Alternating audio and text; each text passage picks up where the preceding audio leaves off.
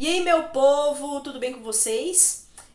Toda quarta-feira sai vídeo aqui no canal onde nós falamos sobre filosofia, tratamos sobre filosofia.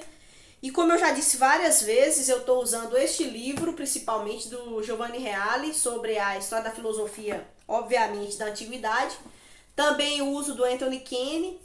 E aí, então, eles trazem uma percepção filosófica histórica, né? O desenrolar da história. E aí, um vídeo passado, vou deixar aqui o link na descrição desse vídeo, tratando sobre a vida de Sócrates. Então, quem foi Sócrates? Porque Sócrates foi um divisor de águas entre a filosofia no seu início, né, os pré-socráticos, é até chamado assim, né, os pré-socráticos, e depois Sócrates adentra, trazendo concepções mais complexas e uma nova perspectiva na construção filosófica. E depois dele vem Platão, vem Aristóteles, que dão sequência e rebuscam, complexificam, expandem, abrangem maior aquilo que ele trouxe, né? Então Sócrates é um cara assim muito interessante que traz muitas coisas, e aí talvez vai ter até alguns vídeos sobre ele trazendo conceitos, né? Sobre o que ele está falando, o que aquela palavra significa e por aí vai. Por exemplo, hoje nós vamos falar sobre a felicidade. Mas o que é a felicidade? Felicidade é você se inscrever no meu canal. Felicidade é você dar um like, você curtir, você quiser fazer comentários, tá bom? Então aqui, fazendo um parêntese, talvez você não me conheça, então vou me apresentar melhor. Meu nome é Alba, você está no canal pouco tempo. E, por favor, se inscreva no canal, como eu já disse, curte, compartilha, fica à vontade aí. Aqui sai vídeo todos os dias, de segunda a sábado, tem vídeo aqui, segunda tem short, terça tem vídeo, quarta tem vídeo, quinta e sexta tem vídeo, e sábado tem vídeo. De sábado é o meu amor, o meu xodó. Tenho estudado a Bíblia, um capítulo da Bíblia por dia, e nós estamos no Evangelho de Mateus. Vou deixar o link aqui também na descrição para que você possa ver, se você assim sentir vontade, mas eu espero que você veja, que vai ser bom demais. Então bora lá. Falando sobre Sócrates, na realidade trazendo um conceito primeiro sobre felicidade. O que é felicidade para os gregos? Aí na escrita grega, felicidade se diz eudaimonia. Então é essa a palavra para felicidade. O que é, né? Literalmente significa ter tido, por sorte, um daimon. Então já o cara feliz é um cara sortudo, porque para ser feliz ele tem que ter um daimon. E o que é um daimon? É um guardião bom e favorável, que garanta boa sorte e vida próspera e prazerosa. Então este é o daimon. Então a felicidade, na concepção aqui grega do início ali, é você ter a sorte de ter esse daimon que favoreça e que te dê dias bons, né? Aí, o daimon socrático, agora pensando em Sócrates, era, portanto, uma voz divina que lhe proibia determinadas coisas. Ele o interpretava como uma espécie de privilégio que o salvaria várias vezes dos perigos ou de experiências negativas. Então, para Sócrates, o daimon é essa voz divina. Possivelmente ele estava falando, ou então assim, posteriormente a ele, né, outras pessoas trouxeram outros exemplos, por exemplo, a voz da consciência, né, nos alertando ou às vezes indicando algo de bom ou ruim. A lei moral nos nossos corações, que depois também vai ser dito a respeito disso, que coloca freios no homem e dá uma direção do que ele pode e do que ele não pode fazer. Para Sócrates era o daimon, essa voz divina que o alertava sobre coisas que ele poderia, que ele não poderia fazer, sobre coisas boas e coisas más. Lembrando que Sócrates ele não escreveu nada, então tudo que a gente tem a dele são escritos dos seus discípulos, e aí a gente compreende várias coisas por conta dos seus discípulos, né? E aí Sócrates fala o seguinte: e a alma é feliz quando é ordenada, ou seja, virtuosa. Então Sócrates, ele dá um outro passo, pensando nessa voz divina que direciona a vida dele. Então, a felicidade, ela está atrelada a uma conduta virtuosa. É isso que ele vai tratar. Em minha opinião, de Sócrates, quem é virtuoso, seja homem ou mulher, é feliz. Então, para Sócrates, a voz divina, Daimon, que diz a ele a maneira de viver, é uma maneira de viver virtuosa. E ser virtuoso é ser feliz. Aristóteles depois vai trabalhar em cima dessa questão de uma forma mais profunda, mas é bem interessante isso daqui. E outras coisas que Sócrates fala é a respeito de Deus, de um Deus, porque assim, eu disse, acho que no vídeo passado, que Sócrates ele foi acusado de influenciar mal os jovens, porque ele não acreditava nos deuses da cidade. Então, ele foi acusado de ser uma péssima influência para os jovens, e aí ele foi cancelado.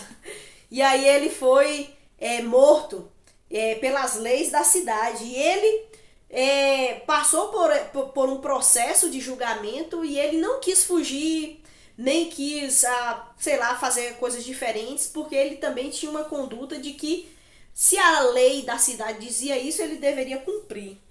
E aí o Reale fala assim, ele não acreditava nos deuses da cidade, pois acreditava num Deus superior. Então é muito interessante isso daqui, essa percepção que ele teve. Os deuses da cidade não eram suficientes, tinha lacunas, tinha ponta solta. Então esses deuses que foram apresentados para ele, ele não aceitava, mas ele compreendia que havia um Deus superior. E aí ele corrompia os jovens, porque lhes ensinava essa doutrina.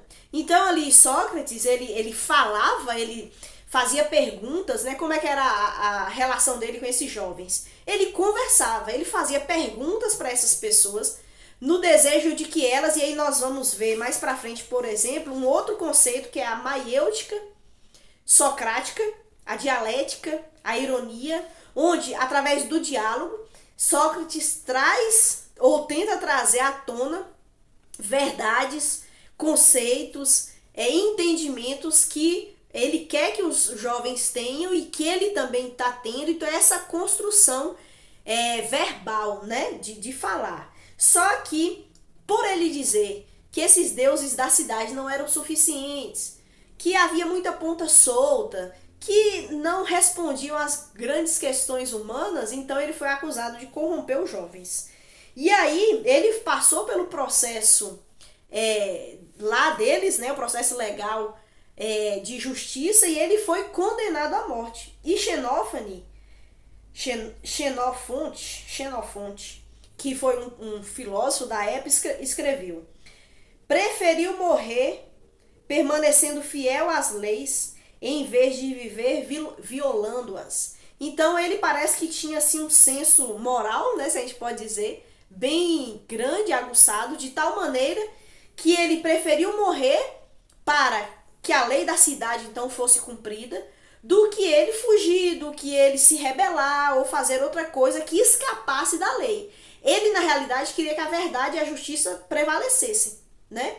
E para isso ele então se colocou à disposição até da morte, né?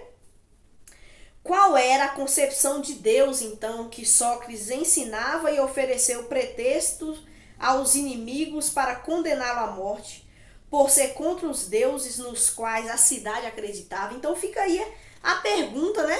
Que Deus é esse, já que ele morreu, de certo modo, não abrindo mão de que existia um Deus superior e não crendo nos deuses da cidade? Aí fica a pergunta, que Deus é esse? Que levou a cidade a matá-lo, mas também levou ele a aceitar a morte, porque ele acreditava no que ele acreditava. Que Deus é esse? E aí, um resumo diria que Deus era para ele como uma inteligência superior. Portanto, o Deus de Sócrates é inteligência, que conhece todas as coisas sem exceção, e atividade ordenadora e providência. Então Deus para Sócrates é esse Deus, que é uma inteligência, que conhece todas as coisas sem exceção, Então, é um Deus que não há limites, que não há barreiras, que atua na providência. Mais pra frente, o pensamento cristão, e aí já entrando em outro período, que é o período medieval, os filósofos cristãos vão se debruçar sobre essa providência divina pensando no Deus da Bíblia. Sócrates não estava falando do Deus da Bíblia, mas estava chegando perto. Porque é isso que me chama a atenção aqui em Sócrates, Platão e Aristóteles, porque na minha perspectiva eles são bastante sinceros e desejosos de conhecer sim a verdade, de conhecer o transcendente, a metafísica que estava surgindo como uma experiência de que há algo mais para além da realidade, e eles tentam conhecer. Diferente de hoje, que a metafísica está cada dia desacreditada, como os filósofos fizeram, depois ali do iluminismo. O que existe é o aqui e agora, a metafísica é algo ultrapassado, que não responde nada, e é o homem tentando resolver por si só as realidades. Mas o que eu vejo aqui em Sócrates é uma sinceridade, um desejo de que há, sabe, aquela dúvida tão poderosa de que tem que ter algo a mais, que os deuses que são apresentados não são suficientes, que há pontas soltas, e que para a realidade ser como é e ser mantida como é, suas leis, é necessário alguém maior, um legislador, um Deus que seja eterno, imutável, um Deus que é bem, é bondade. E então, assim, eu entendo que esses homens, Sócrates, por exemplo, ele estava ali tateando no escuro, mas quem sabe para alcançar essa luz, que é Cristo, que é Deus, né, que nós conhecemos aí na teologia. Esse Deus se revelou, esse Deus se apresentou, e na época que Sócrates viveu, eu não sei se ele teve contato, mas o Antigo Testamento todo já estava pronto, quando Sócrates estava vivo, né? Sócrates viveu ali 300, 400 anos de Cristo, mas o Antigo Testamento já estava completo, de Gênesis a Malaquias, tudo completo. Deus já tinha se revelado ao homem, à humanidade, através do povo judeu. O povo judeu já tinha saído do cativeiro babilônico, já estava em Jerusalém, eles prestavam adoração a Deus através de sacrifícios, eles liam a lei e tinha todo o sistema ali político, religioso do povo judeu. Não sei se Sócrates teve esse conhecimento, mas ele estava tateando ali, se aproximando do Deus que nós cristãos conhecemos e foi revelado através da palavra, porque em Salmos diz que os céus manifestam a glória de Deus e o firmamento anunciam obras das suas mãos. Então Deus, ele se revela ao homem através da natureza, através da criação. E o homem que vai com sinceridade buscando respostas, esse Deus, ele vai conseguir alcançar esse Deus.